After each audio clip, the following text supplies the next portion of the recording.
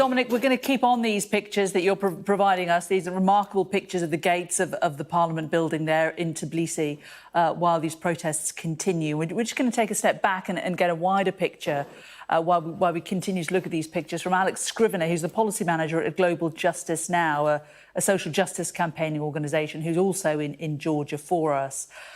Alex, it was inevitable, wasn't it? It was feared and it was inevitable by the protesters. Those we've talked to down there clearly feel very strongly about it, but what proportion of the Georgian population are with the protesters now, would you say? Well, I mean, what you heard there from the streets and from the mouths of the young people protesting is the huge anger, the huge passion that people feel against this particular law, but also for the country's future. This is an existential question. For this generation. This generation feels that they've been betrayed by their political elite, by the governing party, who promised them in 2020 when they were elected to bring them into the European Union, and instead are doing the polar opposite.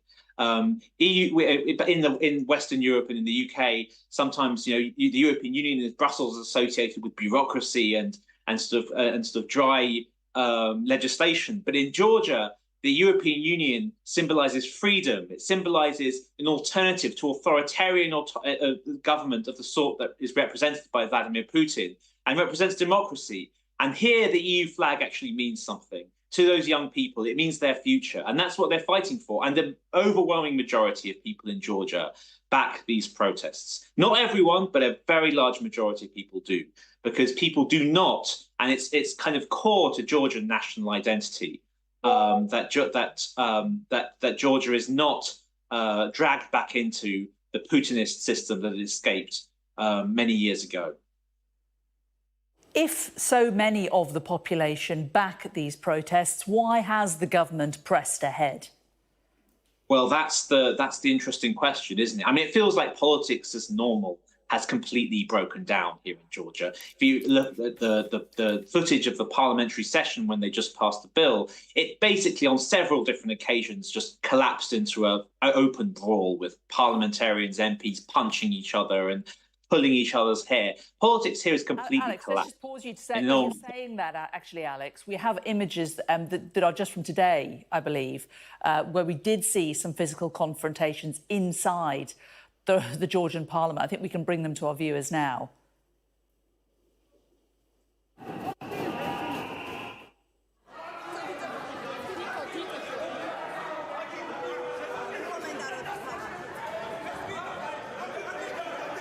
I mean, these are extraordinary scenes, aren't they, Alex, of any political institution?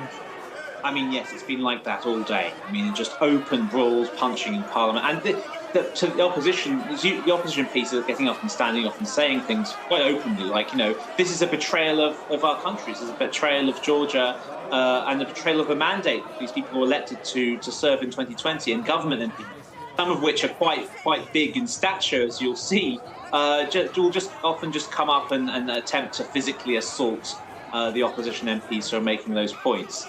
I'm not going to say that violence was all on one side, obviously not, but from what I saw of the footage, it felt like most of the instigation was coming from the pro-government side. We have elections, though, in October. Georgia goes to the polls. Presumably, if the majority of the population are as furious as they seem to be with this legislation, will the government change?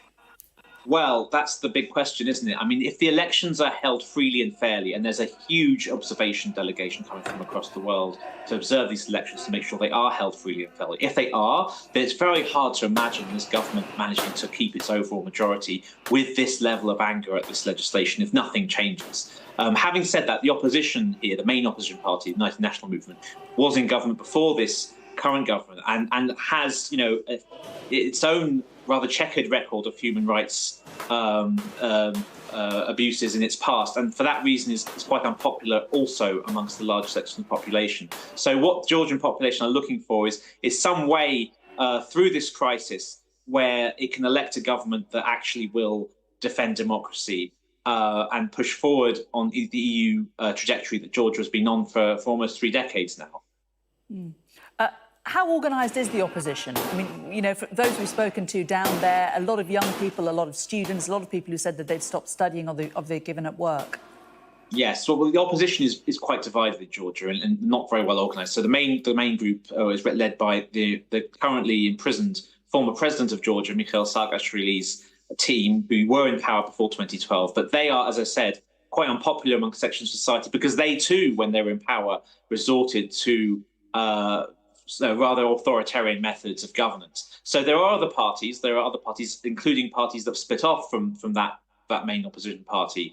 And the hope is, I suppose, that a range of these parties together, and perhaps some even, you know, from who were formerly in the Georgian Dream government, for example, former Prime Minister Georgi Gacharia, who was elected, who was the Prime Minister when this government was elected in 2020, who split with the government a few years ago over demands from the billionaire founder of the ruling Georgian Dream Party, Bidzina Ivanishvili, that he arrest the main opposition leader. He said no, he refused to do so and resigned, and now is leader of one of the opposition parties. So people like him, who are neither of the Saakashvili era government and have split with this current government, they sort of represent the third force in Georgian politics.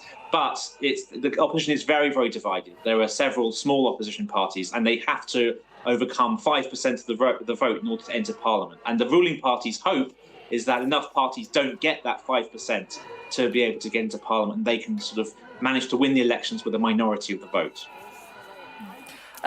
Alex Scrivener, Policy Manager at Global Justice Now. Really interesting to talk to you. Thanks very much.